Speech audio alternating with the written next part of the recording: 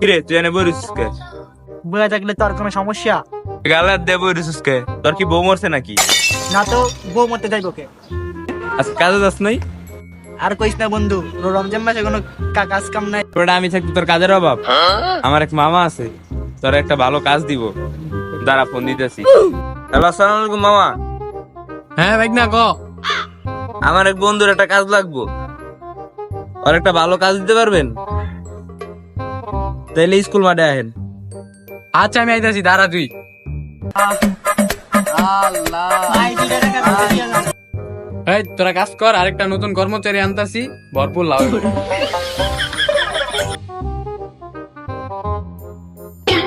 আপনি কারে খুঁজেন? আমার বাইক নিয়ে না আমার আইতে গেছিল, ওর নাকি ওর একটা বন্ধুরে কাজ দেওয়ানোর কথা আছে। ও আমি তো এই বন্ধু, আমি আমি আমি তাহলে তুমি সেই তোমার বন্ধু, জি জি। তাহলে আমার কোম্পানিতে কাজ করতে হইলে তোমার কিছু রুল মানতে হইব। 10,000 টাকা বেতন আর পায়ের উপরে পা তুললে কাজ করতে হবে, ঠিক আছে? ঠিক আছে, তাহলে চলেন আপনার কোম্পানিতে যাই। চলেন।